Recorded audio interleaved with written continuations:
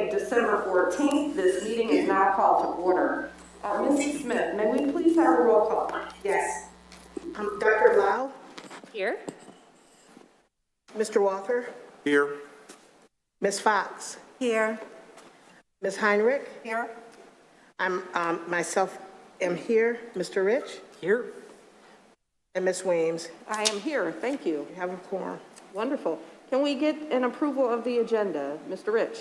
Thank you. I move that we approve today's December 14th, 2021 special meeting agenda as presented. Support? Motion made by Mr. Rich, supported by, I think that was Dr. Blau? No, me. Oh, Mrs. Smith. You know you got me mixed up with Mr. Walker last time, so. Any discussions? Hearing none, all in favor? Aye. Any opposed? No abstentions? We will have the agenda is now approved. Is there any public comment? Asking for any public comment. I don't see anyone in the room, and I just left that room, so we have no public comment. Public comment is now closed. We will now move to item number 4, which is the substance of our agenda. Dr. Delgado, would you please help us understand who will lead the profile of a lifelong learner? Absolutely. Thank you, President Weems. It's my pleasure to introduce our Assistant Superintendent of Strategic Initiatives and Innovation, Dr. Kelly Coffin. Hello, good evening, everyone. Good evening. I am so excited about this opportunity for you. Working with two of my friends, Sid and Laura from KnowledgeWorks. Today, the purpose is for you to hear the community feedback. They will share with you the process we've gone through, and you will have access to all of the information that was shared as it's been captured. So I am going to turn this over to Laura and Sid, and they're going to go ahead and get us started. Hey, everybody. Hey. We are so happy to be with you today, and we just really appreciate the work that you do on behalf of your learning community and there in Farmington. So thank you for giving us some time on your agenda today. Laura and I are both directors of teaching and learning with KnowledgeWorks, a nonprofit that supports educators throughout the nation. I am calling in from Utah today. And I am calling in from Alaska. Wow. Oh, we're spread out. We've got all the time zones represented between Michigan and Sid and myself, I think. Yes. Thank you. So we would love for you to introduce yourselves, just share your name and something you'd like to celebrate today, and that will help us know who our audience is. I would be happy to start. My name is Terry Weems, and I am the president of the Farmington Public School Board, and I would like to share that I am celebrating everything that we've accomplished this year. We're going to talk a little bit more about that later, but the biggest celebration is the hiring of our superintendent, Dr. Delgado, from our perspective. Love it. Thank you. Hi, my name is Zach Rich. I'm the vice president of the board here in Farmington. And going off of what Ms. Weems said, it's celebrating what we've done over this past year, really, and the gigantic strides we've made as a board from where we were a year ago. Awesome. Thank you so much for sharing. Love it. My name is Angie Smith. I am the secretary of the board. I would like to say I am more than happy that we have, I know we just had Thanksgiving, but I am thankful for our leadership with our new superintendent and his wonderful cabinet, which includes our assistant superintendent, Dr. Kelly Coffin, which privately I call her KC. But I am more than happy to say that we have a phenomenal superintendent and cabinet. I don't know which flash we look from here or there, but. Awesome. I'm Dr. Cheryl Blau, and I am just honored to be part of this esteemed group of leaders here in Farmington, not just on our board and our superintendent and central office team, but all of our teachers and staff who are able to create the circumstances that enable us to provide healthy, safe learning environments for our children day in and day out. Wonderful. Thank you. I'm Claudia Emmett. I'm treasurer of the Board of Education, and I took office in the beginning of January. It was my first meeting, and this is December 14th. And so I want to celebrate all the growth and learning that I have, and just appreciation for our school district and all the things that we've accomplished this year. And I am Mabel Fox. I am a board trustee. I too feel very, very pleased with all that we have done, all that we've gone through over the past 8 to 10 months. We're very happy to have the superintendent, who I believe is a very action person, and who is here to take care of each and every staff, each and every student. And again, his central office as well. I also feel as though I have grown tremendously in the few months that I have been here, and I'm very pleased to be with my colleagues. Nice. You're wonderful. Good afternoon, I'm Donald Walker, I'm a trustee as well. And I, like my colleagues, I'd like to celebrate everything that has already been said, especially our leadership, from our board president to our superintendent. But I'd also like to celebrate it from a very personal point of view that literally just happened before the start of this meeting. A parent and his son wanted to talk about his son's professional career at the ripe old age, I believe, of maybe he's in middle school, if I was correct. And I won't say I've never seen, but the passion this young man had for wanting to go on the video, and the fact that he would think that I would have anything positive to say to him is just outstanding. And it's why I think all of us got into this in the first place, and that is to do something positive in the lives of the students and the staff of whom we serve. And so to have that experience before starting the meeting today, as I told him, thank you for an early Christmas gift. So that's what I'd like to celebrate. Awesome. And timely. Fantastic. Thank you for sharing. Okay.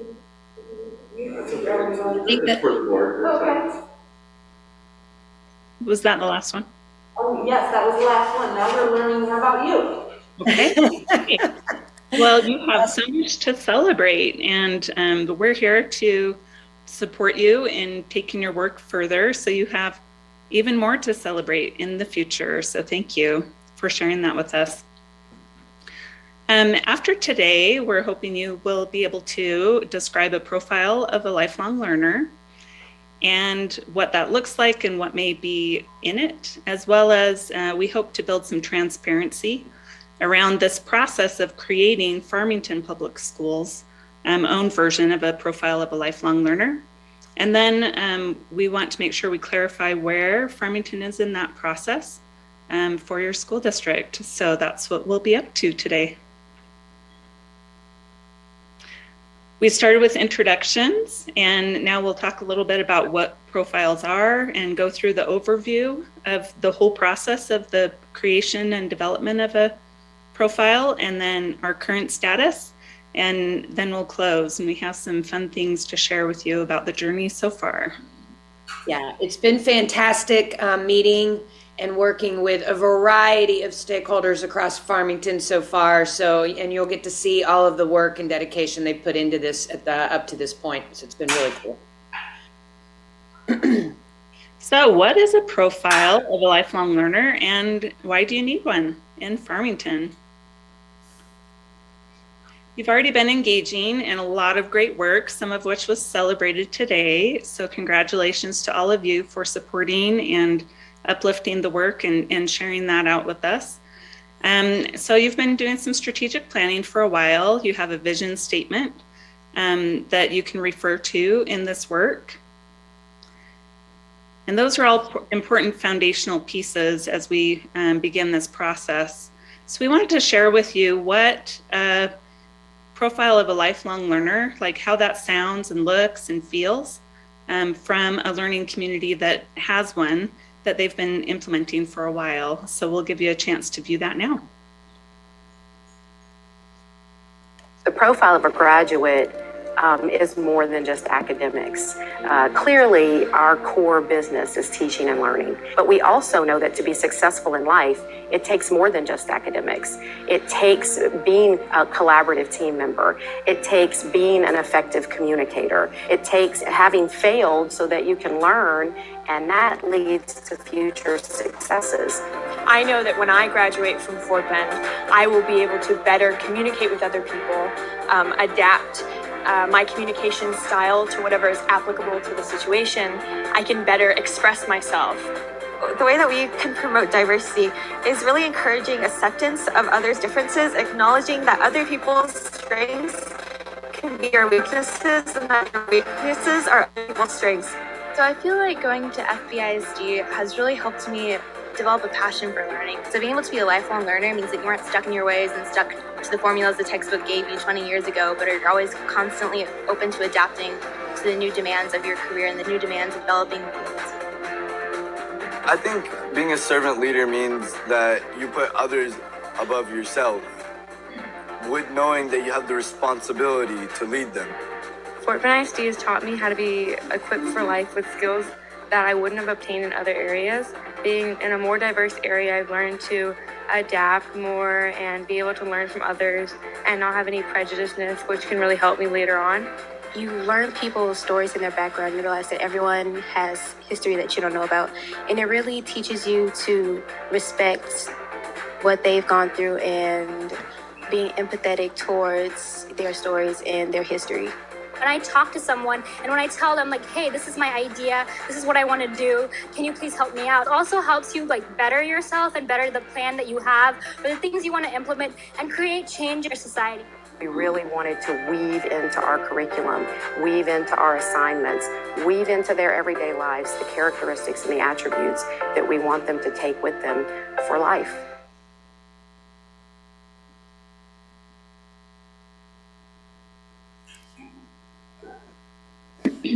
So what is a profile of a lifelong learner? Some of the themes you may have caught while watching that video, it transcends just the academic piece of school. It's developing deeper learning and a vision for students that can translate really well into life beyond graduation, where learning never stops and they need to adapt to a very complex and changing future landscape. It's a vision for what the community wants all of their graduates to be able to know and do and be prepared for the future.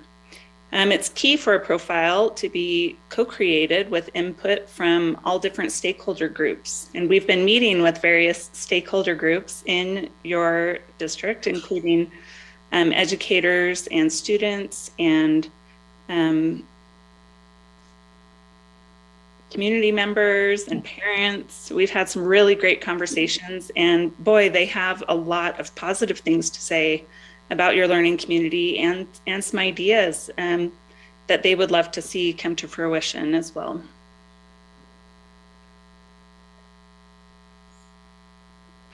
This next little clip gives you an idea of what the future holds and why we need to be future thinking and future forward in the design.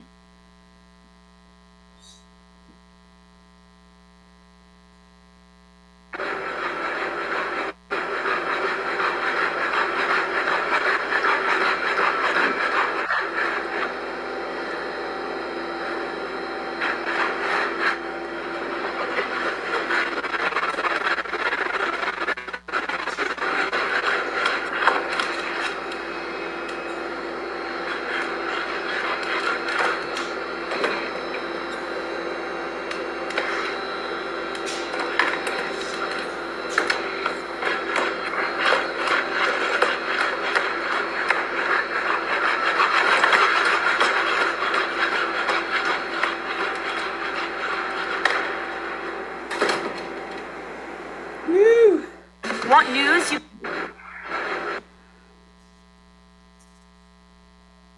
So the future that your learners will be graduating into is one that is constantly evolving with new technology, automation, and really moving away from a one-size-fits-all industrial era model that prepares everyone for some kind of similarity or sameness. And their future will be very diversified and market-driven and user-centered. But at the core of this future and our goal in supporting your ability to prepare your learners for the future really focuses on this core idea of learners being aware of themselves as individuals, discovering their interests and establishing and developing deep self-knowledge, but also being aware of others and having empathy and the ability to see things from multiple points of view, so that social awareness. And those three things at the heart of this peek into the future really are core social emotional skills that are just as important as the academic part and the content part of school. So there's this new future waiting for them and taking shape and continuing to evolve. And we want to make sure that you have confidence in your vision being very future forward. Now I'll turn it over to Laura for the process. I always ponder and appreciate the one that says, be able to make friends with people and machines, right? I remember when I first started seeing hints of the robots and really them being created at another level that I had not seen before. And what does that mean for our young people? Because we don't know. We don't know what the future is going to be like all the way, but it is ours to influence for sure. It is not an already predetermined formula. We do have some say in what's going to happen. So I'm going to walk you through briefly the process that we're following and kind of talk about what we've done so that you know where we are in the process. It has been moving pretty efficiently, thanks to Kelly and everyone being able to flex with schedules, because we know everything, this isn't the only thing going on, right? So at the top of this pyramid, you're going to see that we held a leadership session, and this was to give all the leaders in the learning community kind of a heads up about the process, similar to what we are doing with you this evening. And it was also their opportunity to kick us off with collecting their thoughts, their data on what is it that they are hoping for the Farmington graduate, as well as the Farmington learner, right? Starting from ground zero all the way through, what do we really want to nourish and what will we hope to see from them? What were they going to represent? From that session, we held several, as Sid was explaining, several stakeholder rounds, different groups, different types of roles.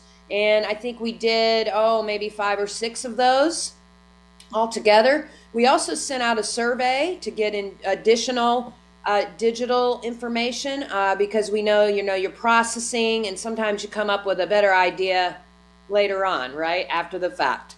So we collected all of that information and then we organized it, and we didn't manipulate it or label it ourselves. We just took the words and kind of made it a little more, easy to navigate by chunking the stuff into 3 pages of material. And so last night what we did, which is round 2 here, is we had a representative team come and help look at the data and notice what the trends are. And you are going to get to see their work here in just a minute. And again, we really coach them to stay very objective. What are the words on the page, as opposed to changing the words to something that you like better, right? Just honoring all of the information that was collected, but look at what's really being said over and over again. We also gave them some of those guidelines, like try to avoid the wordsmithing, avoid your bias, and really stick to what are you seeing. And you'll see as part of this round 2 is also this session that we're doing with you. So we're pausing as far as where are we in the process to let you know, hey, here's where we are so far. And then from there, what's going to happen is you have a steering committee that's going to come together. Again, representative of the different types of stakeholders. And they are going to do more of the heavy lifting. And by that, we mean they are going to unpack the buckets of your profile. They're going to decide on what those buckets should be, first of all, from the work that the representation team did. And they're going to operationalize it, figure out what do those things mean, narrow it down. They're going to collect more feedback, and they're going to come to consensus on that. And then last but not least, we are going to publicize and celebrate it. You're going to beautify the profile. You're going to talk about how do you want to celebrate it and put it out there, and begin to actionize with that. So throughout this whole process, really want to emphasize that the voice is key. Voice is the instrument of transformation. And as long as we are putting opportunities out there to listen to our learning community and really honor those voices and those opinions and circle around, maybe not always do we agree, but we can come to consensus. We can look at where are those crosswalks occurring. So it's been really fun listening, and as Sid said, everybody's just had some amazing ideas. And we will touch on the guidelines of, what makes an effective profile, because you don't want to have 8 million things. You really want to narrow down what's key for Farmington, at least for this profile.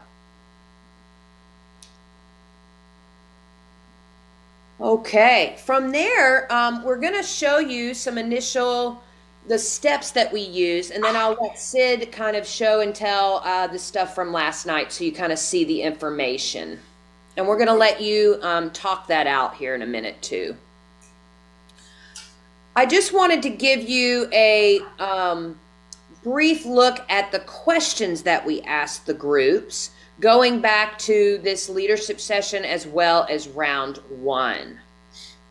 We really concentrated on them coming up with the buckets. So again, the steering committee is going to define those ingredients, if you will. And if you saw in the video, they had some examples, and then the students were explaining to you kind of how do they see that thing.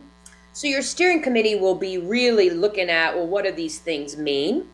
And so all of the data we collected, we really stayed in that category or bucket level of the work. Each group was given these 2 questions. Which skills and practices are already a focus of education and workforce development efforts in your area? So what's currently going on, right? This isn't about starting over, as you just celebrated. There's a lot going on. What's currently been where we're putting our energy? Why does that matter? So the steering committee is going to have that information. And then the other question, as you see there, was twofold. What are the hopes, dreams, and aspirations that you have for every student in your learning community? And we really want you to think, considering that this is a lifelong learner, what do you really want them to be able to know and do even 10 years from now? So each group was given some time and a protocol to answer those questions, and we collected all of their information during those meetings. So Sid's going to speak to you about what happened last night. So that sounds great, Laura and Sid. So what now what? Where are we? So here you go. Here's some stuff that's been coming out of the learning community. Thank you, Laura. So last night we had a representative team with individuals from all the different stakeholder groups. convened to really look at the feedback and look for trends, recurring themes, things that were repeated and synonyms of those things, and try to make meaning and sense out of what the feedback was telling them, what kind of story the feedback was telling about maybe some possible considerations for including in your profile. And so we, again, without wordsmithing, just clustered like things together to help them make sense and determine those trends. And this is what surfaced. Sorry, I was on mute. You'll be able to have access to this too, but we just wanted you to see all of the stuff at first. Yeah. Yeah, and we did use plus signs if a word was repeated several times. We would add a plus sign if it was that exact word, or put a similar phrase or sentiment underneath to show all of the different ways people were communicating that that was a priority. And then we split that that group up last night into 2 teams to look through and make meaning. They first were in one-on-one partnerships, and well, they first looked at it solo and then with a partner, and then we divided the whole group into 2 teams and tried to look for correlations and connections between what the partners and the teams had shared with each other on kind of a gradual increase in the size of the group. And then afterwards, those 2 teams rejoined for a whole group session to start making connections. And some of the initial connections that surfaced right away were these themes of caring for self and others, passion and pursuing passions, and knowing yourself enough to know what your passions are that you'd like to pursue. And then there were several clusters around actively engaging and doing things such as leadership, problem solving, innovating, and communicating. And then there was this really strong theme of empowering, empowered, empower, you know, any version of that word, any ending of it. But really wanting your learning community to be made up of individuals who not only graduate prepared for what's next, but feel really empowered by who they are, how they interact with other people, and what they want to do with their lives, and having that be meaningful to themselves and others. Awesome. So that was a lot of information. And what we're going to do is pause here, and we're going to give you some think, pair, share time. I will put it back to that slide in a minute. What we're going to have you do, and this could just be your elbow partner, or you can get up and mix up. You choose your pleasure, but find one talking buddy. I think you might be an odd number, so maybe you have one trio, which is totally cool. And we're going to give you a couple of minutes to look at that data that Sid was just speaking to and talk it out. What comes up for you when you're looking at it? What do you wonder about? And we're going to have you share out some highlights from that discussion with the whole group after we're done, so that you can hear what other partners were talking about and chewing on with regards to what the data is you know, how is the data standing with you at this point? So again, this is where we are with the trends, and these were the connections, as Sid said, that the group last night began to make between the 2 teams' trends lists. So unless there are questions, everybody understand what we're about to do for a few minutes? Find a buddy, talk it out. What's resonating with you? What do you wonder about? Might be helpful to know how much time. Oh, how much time for your think pair? I was thinking around 5 minutes to talk, and then we'll spend some time sharing. Does that sound okay?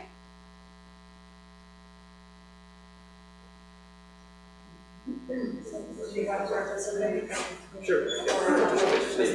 Kim on one pronunciation.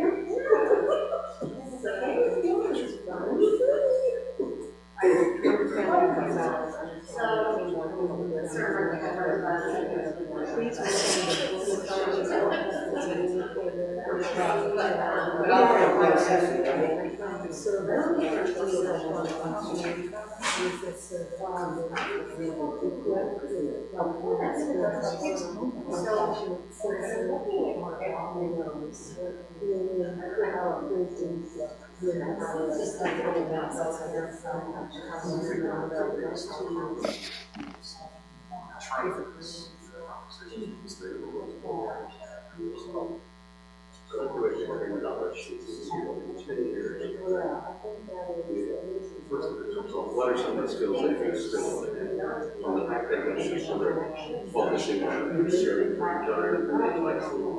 sharing that's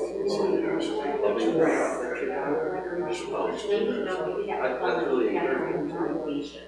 And then they realize how they can get theirs, that they're actually hands-on around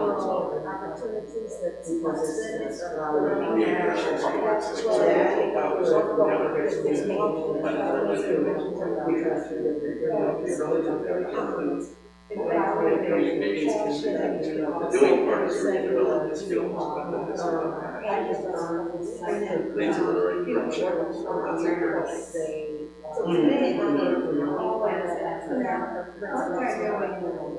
Innovation, I like the focus, I mean, now, it seems like we try and lock the doors they should have some options to change and borrow as they grow. There's multiple pathways that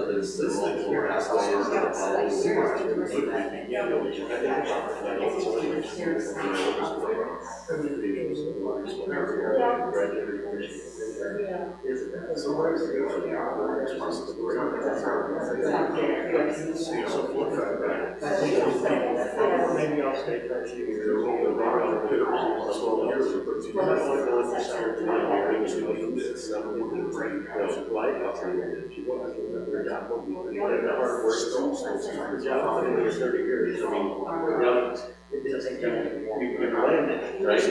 but this generation is following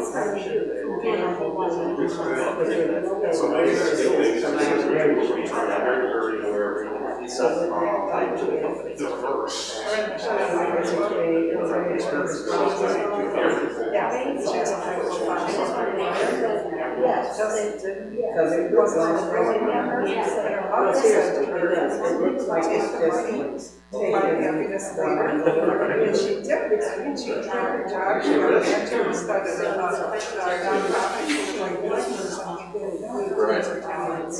So I think that's, and I just think that they engineering for, and then they went to, they sold it off to whatever company it was. But he volunteered for his church and did like, work stuff. So they ended up moving to the biggest engineering job, because he like got a job doing that for a church. I mean, it's like following his passion, but there's something. So it's just, not everybody has it's not a good thing, and I'm not so much,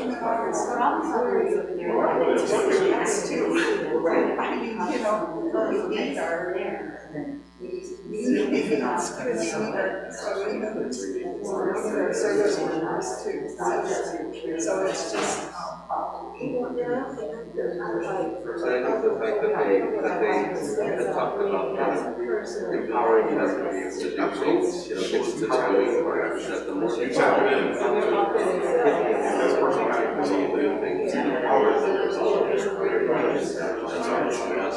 About 1 minute to go.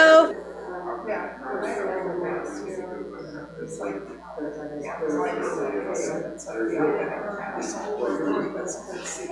along the line, someone said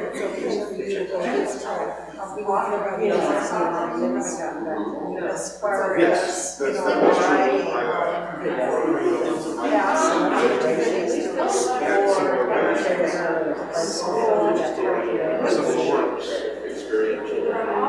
seeing whether you like it.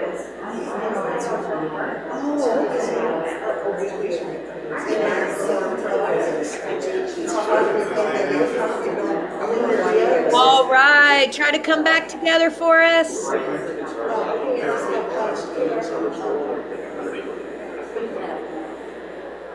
to wrap up your thought.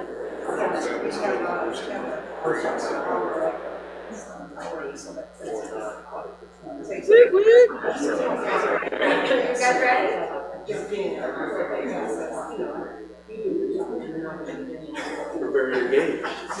I can tell you had a lot to discuss, as you should. I think there's a lot in this, right? Even though it's one slide, there's a lot to discuss. So I love it.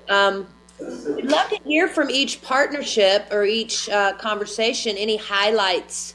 You don't have to share everything you discuss necessarily, but what are some highlights that you'd like to lift up for the group?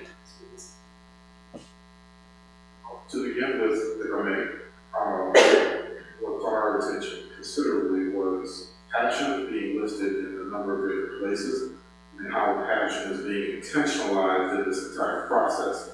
I think one of the questions was, what are you wondering about?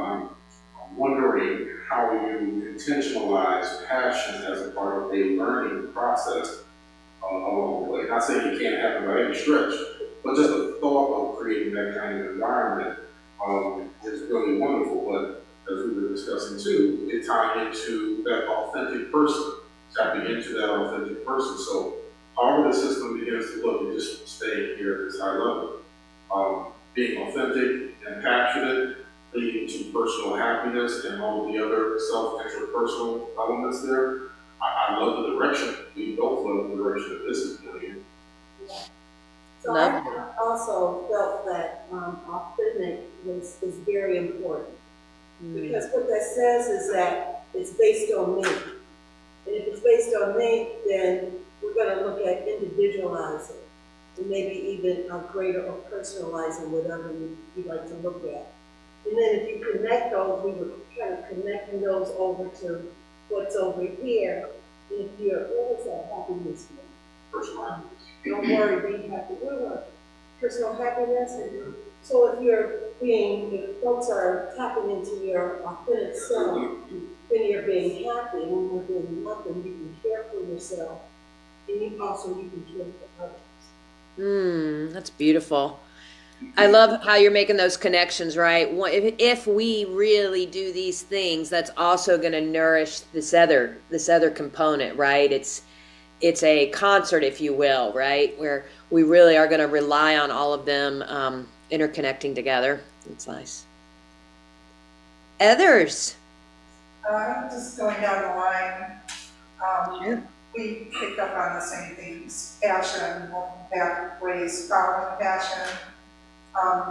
We agreed that it was important for our students to have opportunities to explore a variety of courses, opportunities, learning experiences, variety of paths, authentic paths. The question, where do you see yourself in the future? Somebody in today's world will follow multiple career paths.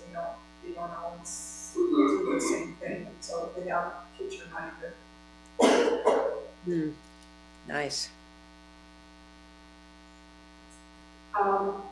We talked about the care of self and others quite a bit. That was something that we thought was extremely important.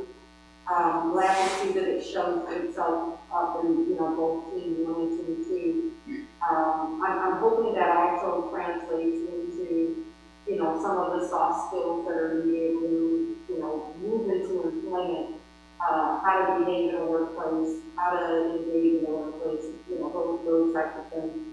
I was a little surprised to see passion. I'm glad to see it up there, but that's not what I was expecting to see come out of this.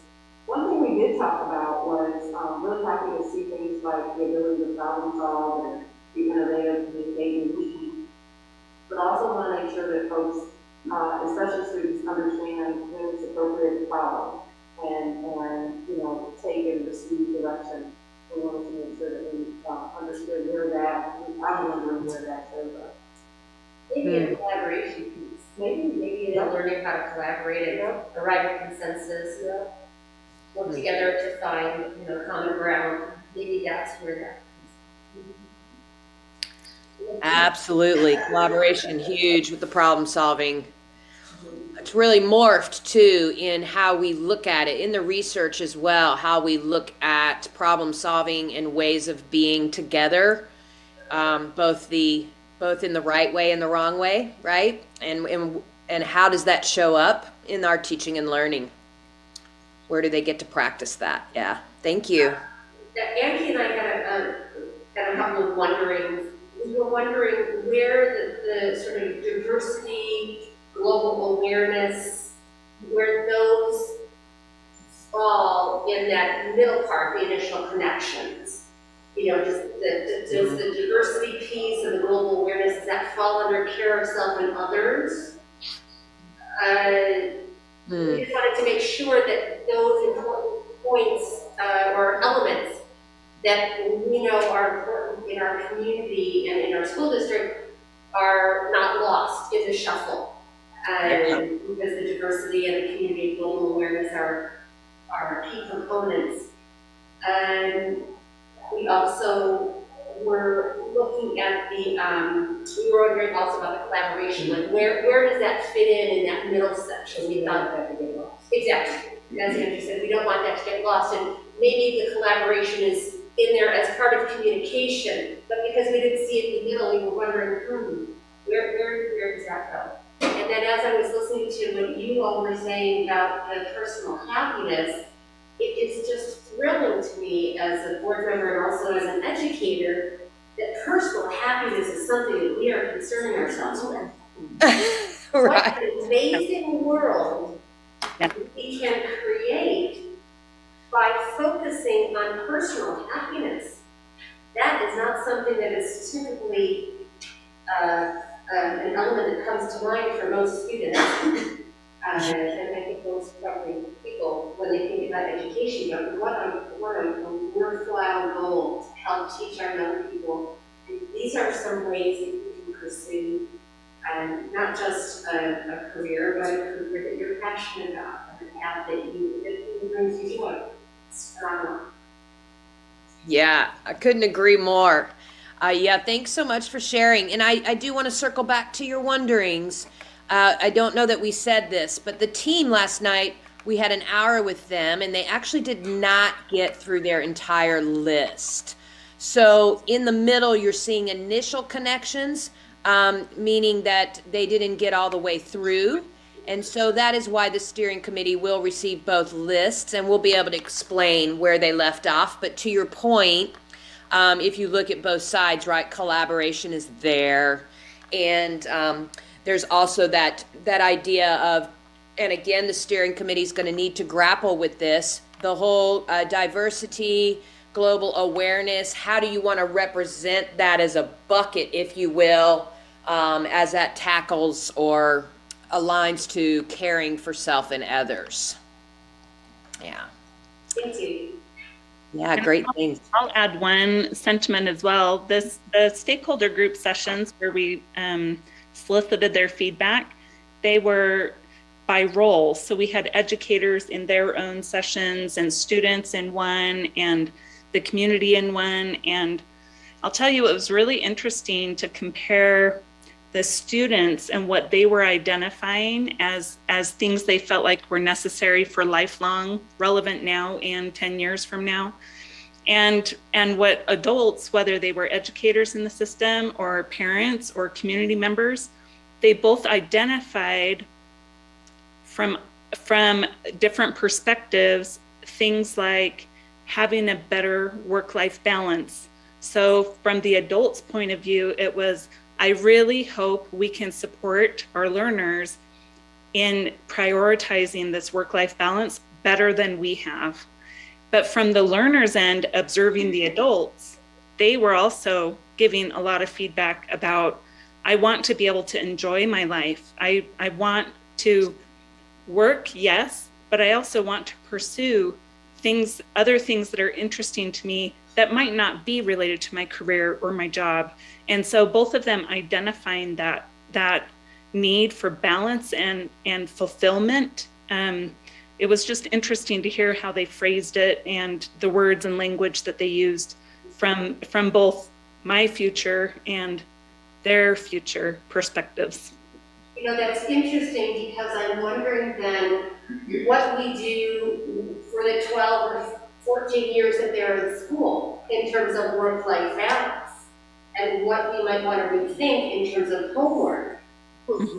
Or the number of classes, or the number of credits you need to graduate, or what the breakdown of those credits might be. Because if we want them to have good work-life balance later, that's something, just like these other skills, we need to teach them how to do that now. Just a thought. Powerful reflection and feedback. Yes, yes, yes. So that's actually a good one, like when we're talking about, you know, like life skills, that's where, to me, that gets into real practical, frankly, life skills, that including time management and organization and all of that sort of stuff. So, yeah, those are really important factors that are certainly needed in the workplace. And I'm telling you know, as I'm interviewing right now for 30 open positions and looking to fill thousands of positions in my role as a staffing agency, but that's what's missing in applicants today. Yeah.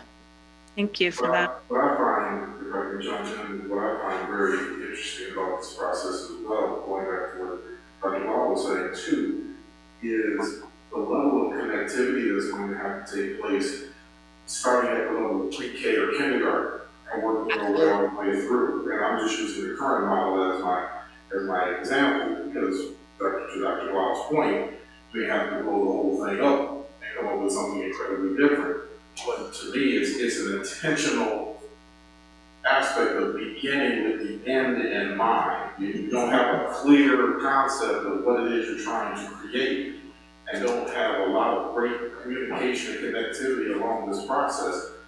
This thing will go off the rails long before it has a chance to turn into whatever it's going to turn into. So, I mean, a system, whatever the system looks like, is going to be a wonderful thing to see evolve. And I think evolve is probably the key word. This thing continues to evolve.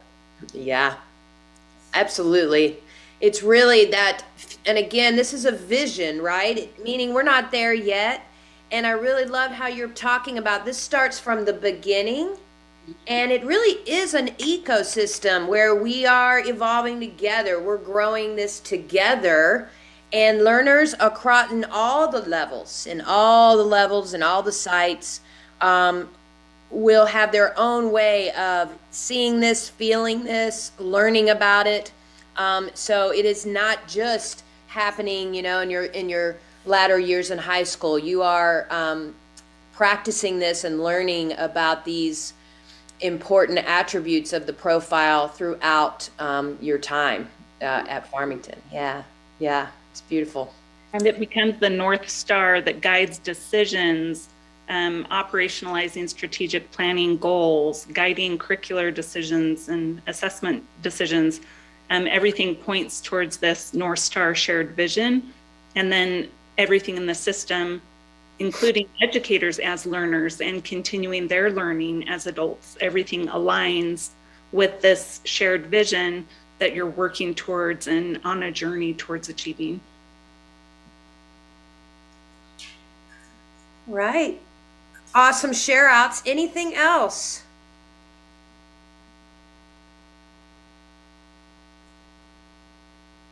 Right. I did use a careful ear to try to capture some of those things that you shared. So again, really appreciate your thoughts on what you're noticing so far. And we do hope this built some clarity about the process and where you are. Just a couple of a few more pieces here before we wrap up. Just another note that what we're going to be doing after winter break at this point is working with the steering committee. And that steering committee is going to continue looking at that information you were just looking at and really making meaning with it, narrowing and coming to consensus.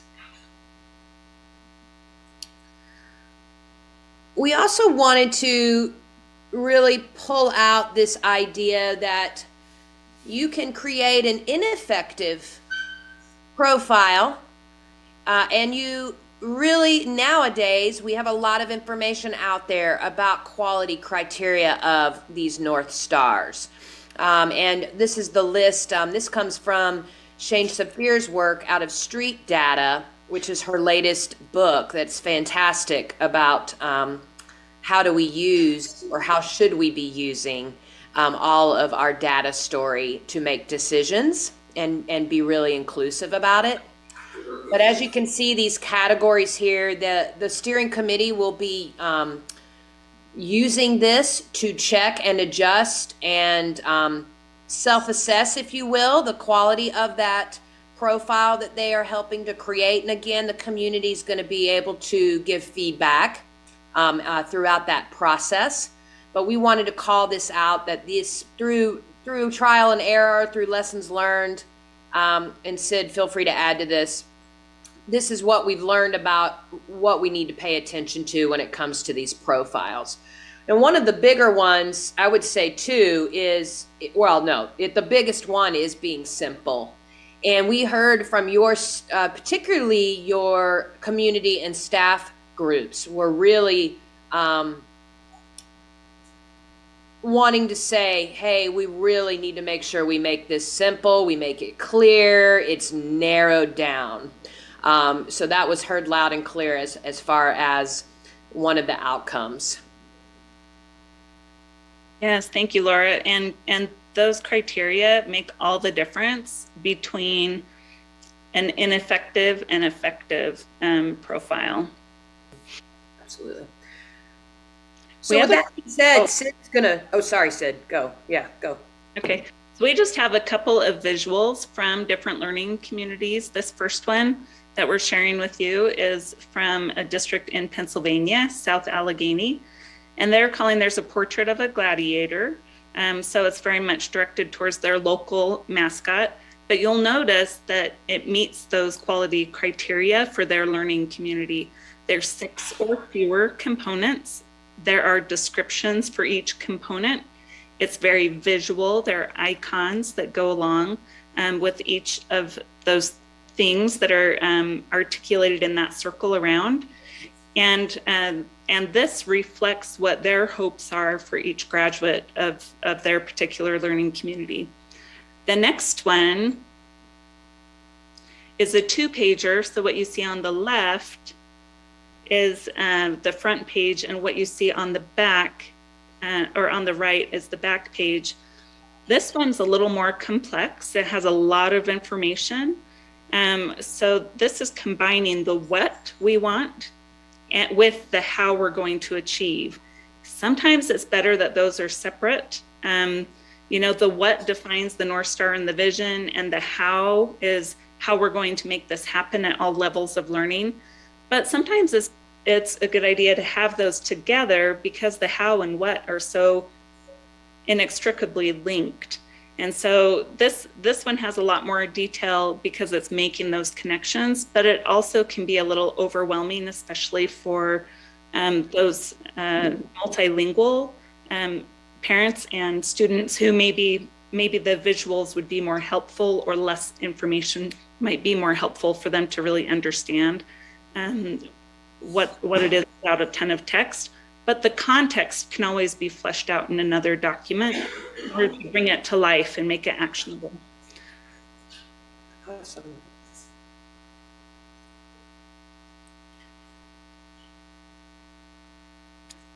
So last little piece for tonight is that we mentioned earlier, we also collected everything that people said about what you're currently focusing on. Lots of great feedback on that. So that will be an additional resource for the steering committee. It's also really great to think about your strategic plan in that light, right? It's what are we doing? What do we want to keep doing? How does this align to that? And so they will have this information as well, in the idea that you're already doing great things. This isn't about starting over. It's about saying what really are our priorities as far as that profile. So I think Sid, unless we forgot anything, I think that's our stopping point for tonight. And if you have questions, we'd love to entertain those. It's okay if you don't have a question as well, not a forced question and answer, but we do have a couple of minutes here. Otherwise, we'll make sure Kelly can share those materials with you. And of course, this won't be the last time you get an update. I don't see any questions from my fellow board members, but I do want to say thank you for this presentation. We've been looking for this for a while now. It's really great to see this come together. Oh, great. I'm so glad. We were excited to bring it to you. It's been so fun collecting all the insight. Okay, we do have one question. Yeah, I just have one comment, and I just wanted to just highlight the fact that I really am excited about the fact that there's so many stakeholders in it. It's not just staff and teachers and central office, but it's parents and community members and students. And it's just, emphasizes the fact that we are a learning community and just the whole community, the whole ownership of it. So that is just really empowering and exciting to me. So I just really appreciate that. Oh, lovely. It really is. I think, especially everything that's been going on, it's an affirmation, validation for you as the board of Farmington. I think the level of involvement and energy and feedback that they've been providing. It's awesome. Thank you for the opportunity. Yeah, thank you. I just want to thank you so much for shepherding us through this process. You bet. It's our pleasure. Well, thank you very much. I think that concludes this presentation. And if there are no more comments or questions, we will now stand adjourned. Thank you. Awesome. Take good care, everyone. Thank you very much. Thank you.